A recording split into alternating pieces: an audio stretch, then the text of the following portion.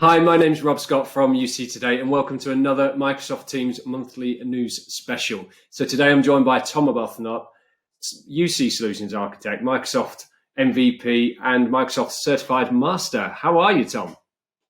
I'm good. Easy for you to say, Rob. I know it's a bit of a tongue twister. It gets weak. Yeah, I'm gonna have to shorten it down. Yeah, I'm good, thanks. Yeah, it's been a crazy week last week with Ignite and work, so lots going on. But yeah, all good. What about you? Well, I'm still drowned in Microsoft Teams Ignite news. There's just so much of it. And today we're going to try and round that up in, 20 minutes or so? Yeah, it's going to be fast paced. We'll try and keep the pace up. Yeah, so I'm absolutely fine over here at the UC Today headquarters, but yeah, it's all good. Okay, Tom, so Microsoft Ignite just happened. It was all virtual this year. Very strange, I imagine, for the Microsoft Teams or Microsoft community. Yeah, it really is. I definitely miss the in-person nature of it. Trying to commit the time to the event while you're not in there is tough, and missing the community stuff a little bit. They did a good job of doing lots of table talks and virtual stuff, but yeah, I think I was working out it was the first time in about 11 years that I haven't been over for some kind of show or event or something, so definitely missing it a little bit, but lots of good content still. Absolutely, and despite being virtual, they did a grand effort in terms of making it engaging, didn't they? Yeah, loads of table talks, which worked really, really well, which were just Teams meetings, nothing special, a few community speakers, and just an open, engaged kind of workshop. That gave some of the community vibe back to it, definitely. Yeah, good stuff. Okay, so let's jump into it. Lots and lots of news. You've nicely consolidated, a number of big ones into a top 10. So do you want to start there? Give us. Yeah, sure. Yeah, so there's always loads of news. I mean, it's across the whole Microsoft stack. So it's M365, it's Azure. Teams is obviously throwing lots of features out, but they also re-announce a bunch of stuff. So for like our audience who stay on top of it, this is the top 10 of actual new news, I think. And number one for me is Microsoft Teams meetings recordings are now going to be stored on OneDrive and SharePoint. So previously they were stored in Microsoft Stream, and that's like corporate YouTube, but it was very hard to directly share with external people out of Stream. It's very hard to get kind of advanced analytics or retention policies or anything else because it was like a separate platform. Yeah. So now the recordings will just go into SharePoint or OneDrive. We get all the benefits of the SharePoint APIs, the control, the audits, the retention, the sharing, and no real big change for the users, as in they can still go and grab the recordings, but now they can just share them much easier. Great. So the sharing is a big one. And does that have an impact on compliance? You mentioned it briefly there. Yeah, really big. Yeah, because so if you thought about it before, they were pushing out to another platform, which was a video platform, like a YouTube type thing. It just didn't have the same level of maturity of things like retention policies or reporting or who owns what, whereas SharePoint has that, top to bottom and has for years. It's a clever strategy to just say, well, SharePoint's the better platform for these files, stick them in there. Got it. What's next? Okay, number two is custom meeting layouts. So we had a lot of announcements earlier in the year for like the together mode and the fancy kind of green screen stuff. This is slightly different. This is now presenters controlling the layout for attendees. And one of the cool things is they're doing that kind of green screen overlay over content. So you can present PowerPoint and have the cutout of you overlaid on the PowerPoint, which I think is super engaging. When you're presenting content, you want to see the person and the content. So I'm really looking forward to that one. Yeah, it's really cool. And I saw that I was on a video that's being presented at UC Expo as a keynote from Microsoft Teams. And it's pretty impressive. I like it. Really like it. Yeah, I think it's genuinely like together mode. I'm a little bit jury's out on it. Lots of people love it, but having a person over PowerPoint, I think it's really powerful. Yeah, it's quite cool. Okay, what's number three? Number three is Teams meeting recaps. So again, this is bringing some of the promise of Teams has been forever, is like everything's in one place. What they're now doing is auto-generating a meeting recap. So it takes the recording, any chat, any files posted, any transcription, puts them all in one place after the meeting, and that'll be linkable from the Outlook invite and in Teams. So if you miss a meeting, you can hit that link afterwards, skim the files, skim the transcription, hit the recording if you want. If the idea is just a all in one place recap of that meeting. That's a great feature, isn't it? That's a really cool feature because not everyone turns up to meetings. Yeah, and I can see that getting more and more powerful over time. I mean, this is Rev 1, but if you think about as they start overlaying AI, you could see how they could be like, these were actions that was called out, or these were the people that spoke the most in the meeting, or, this is when XYZ person was mentioned. Like, it's only going to get better and better, I think. Yeah, indeed. Interesting. What's next? Cool. Number 4 is webinar registration and reporting. I didn't see this one coming. So Teams is a great meetings platform, but it's clearly mainly enterprise focused. You don't see many people doing proper scale external webinars on it, like lots of community events. But if you need the details of registration and sharing URLs for meetings for people externally and all that kind of stuff, like a GoToMeeting or something has those features. But now Microsoft is baking those in, and so it'll do things like automatic emails out to people invited to the meeting and an audit log afterwards of who attended, how long they attended for, that kind of thing. Wow. So that's not to be I suppose, underplayed. That's a pretty big move for Microsoft then. Yeah, exactly. It got buried in the announcements as like another feature being thrown in, but it is competitive against those platforms that try and push for that. And obviously Zoom has a good story there. The third-party platforms have a good story there. It'll be all bundled in. So again, a potential value add for lots of customers. Yeah, really interesting. Great. Okay, what's number 5? Okay, number 5 is improved calling app. So this is when Microsoft talk about features in Teams, they talk about them as apps, even their own native features. So they're just working to improve the telephony calling experience. And it's nothing huge, but just streamlining the contacts view, voicemail, device information all on one page. I called it out because telephony still seems to get a bit lost in Teams, but clearly Microsoft are focusing on trying to make that a really good experience as well as all the collab. Yeah, absolutely. And as you say, it's not going away, but it's quite a crucial part of the whole kind of stack, isn't it? So great. Definitely. Great. Okay, number 6. Number 6, so this could have tied really for one of the most interesting announcements. This is Survivable branch appliances for Teams, which is a bit of a mouthful, but what it means is a box that sits on site that provides resilient telephony if the internet, WAN, or Teams service goes down.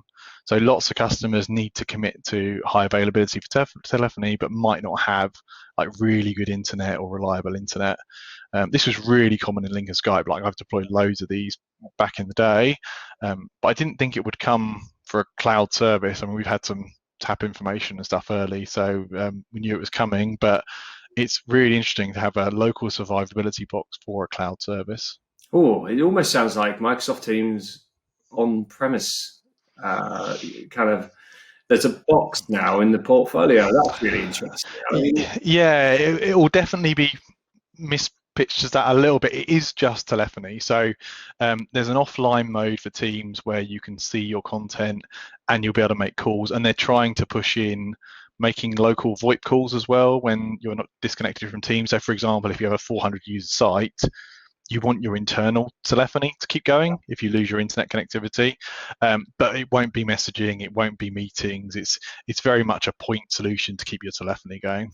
So in my world, from a UC telephony point of view, it almost sounds like a Microsoft Teams gateway essentially with some survivability.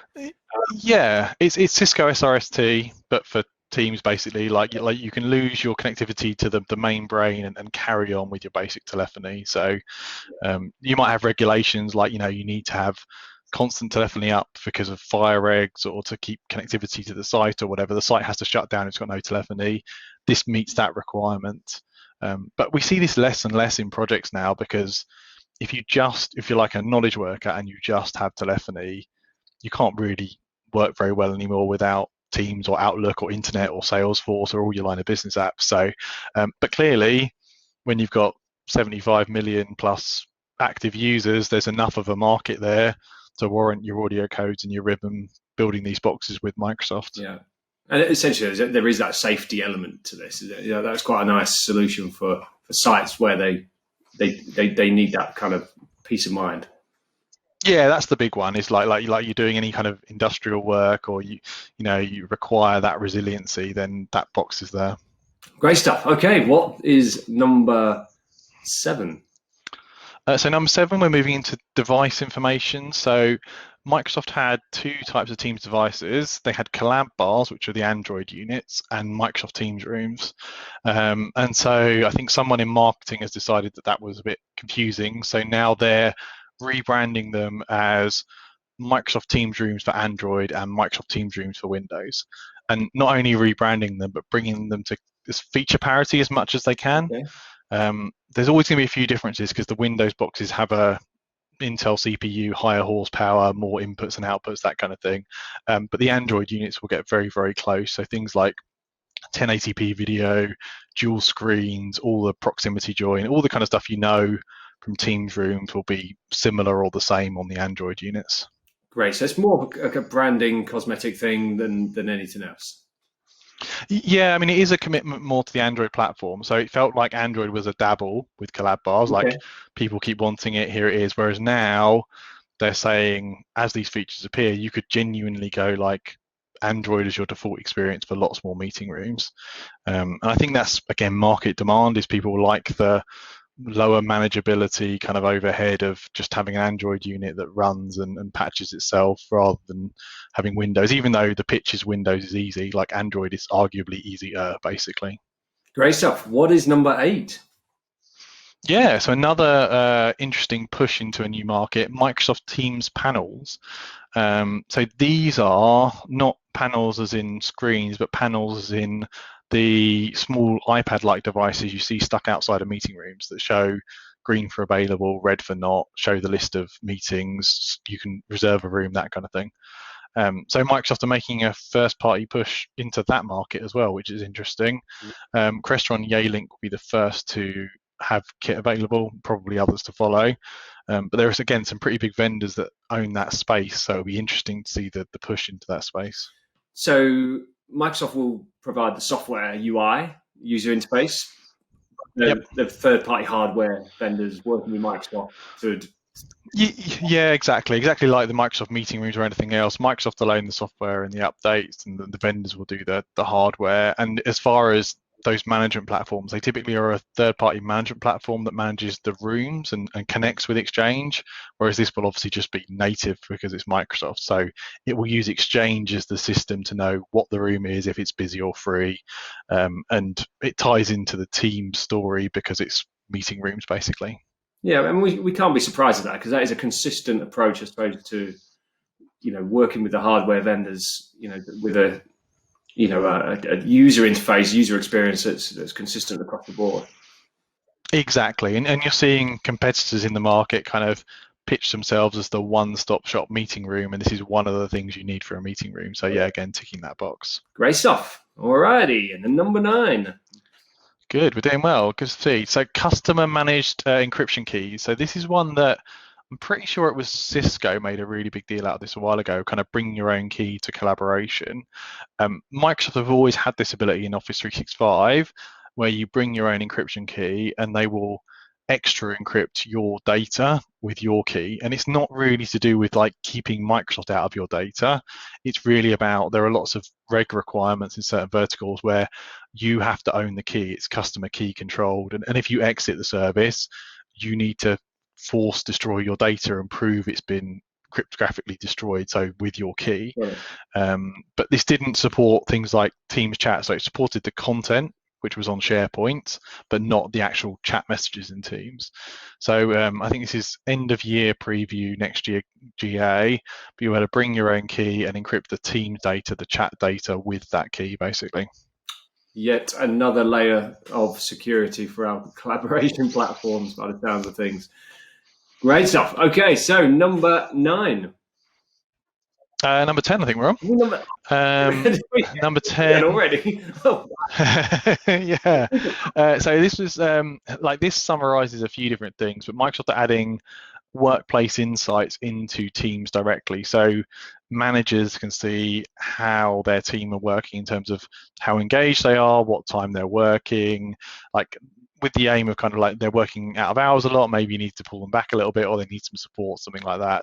And this was a big theme for the event as well. It was lots of like everybody's remote now. We need to look at mental health and managing time and not overcommitting at home. So, but it's really useful stuff actually to understand how people are using these platforms and if they're getting the most out of them, if they need help and support, that kind of thing. Great. So many good updates there. And there are lots more, but we're going to jump through 3 more. The next one that we were going to talk about, Tom, today was the new Skype for Business server that's coming through very soon as a subscription. Tell us more. Yes, yeah. So this was another piece of Ignite news, again, kind of buried because server isn't the fashionable thing for Microsoft at the moment, but they committed there will be a Skype server 2022. Don't expect any new features. It's just going to be a supportability rev, really. What was interesting is they dropped in that it's only going to be on subscription. So previous server versions, you could buy them outright and buy software assurance. This will be strictly subscription-based pricing to be announced, and they're doing the same thing for Exchange and SharePoint. So even if you're committing to being on-prem for personal or legal reasons or whatever else you want to be, fine. You're supported for quite a long time now. But you won't get the cloud features, you'll just get what you always had, but you will have to move to a subscription, which is the way Microsoft are aligning the whole business now. Interesting. I take it that's comparable pricing, or would it ultimately cost you more because you're moving on? Yeah, good question. The server pricing went up a few years ago, only by like 5% or something. It definitely won't go down, but I don't imagine it going up. It's more to support the customers that are on that path for whatever reason. Microsoft would 100% like to get you off that and onto the cloud, but there are very big companies that have very big reasons to stay there that they need to support. Great. And we're almost there, but there's one I'd like to cover, this Cisco Cloud Video Interop piece that you blogged about recently. Tell us more about that one. Yeah, again, this announced just before Ignite, not a major big deal made of it at Ignite, but last year, so literally a year ago, we got this big commitment from Cisco that they were going to do video interop with Microsoft, and Cisco endpoints could join Teams meetings and Teams endpoints could join Cisco meetings. And we saw the meeting join stuff earlier in the year, but this is completing that picture, and Cisco will now have a cloud video interop, which basically means a giant cloud service to allow their standard endpoints to join a Teams meeting. So you can have a SIP-based Cisco endpoint and click a button and jump through to a Teams meeting. Wow, they truly are under the covers together now, then, aren't they? So, are there, is it likely that there's something else to do there, or is that it? You said it completed the picture. We're fully interrupt now. Yeah, there's always a few little gotchas about being on current versions and different bits and pieces, but it's as close as it's ever been. So your Cisco voice gateways can work with Teams now, your cubes, your Cisco room systems, if they're up to date and you've got cloud video interop, can go through to Teams meetings, and your Microsoft Teams rooms can click and join a WebEx meeting.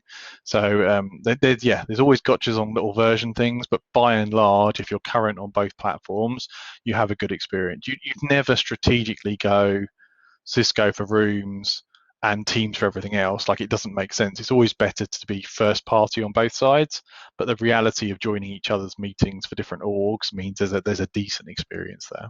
Yeah, that certainly is great news for the troubled IT leaders that are wondering which way to go. So, great. Definitely. In terms of the last bit of news, we said we'd talk about the Azure Communication Services piece. Tell us more about that one. Yeah, so this was, again, huge announcement, more on the kind of Azure side, but this is called Azure Communication Service, and essentially it boils down to the back end of Teams, but containerized for you to develop on top of. So if you think about all the intelligence that's gone into the Teams audio video platform, the MCUs, the cloud services, if you've got your own app, your SAP or Salesforce or whatever, and you want to bring video or VoIP into your app directly natively, you can do that and leverage this Azure Communication Service. So kind of Twilio-esque kind of compete scenario. And what will happen is there'll be some ability to natively join sessions of the Azure Communication Service from Teams. So potentially you could build your own platform to do like video consultations or whatever it may be that's completely proprietary to you, but also have the option for Teams clients to join that session. Yeah, that's really interesting, isn't it? Really interesting move from from Microsoft. I almost said Cisco there. Yeah, it's a big one. Sorry. It's a big one. It's a whole new market. So, and Azure is really their above all else big competitive play. They want people on that. But it's interesting to see a UC player open up their platform to be like in theory you could build a direct Teams competitor Yeah. on their platform, and the Azure team sort of don't care because they're like, well, it's Azure Compute, we'll take it however you want to take it.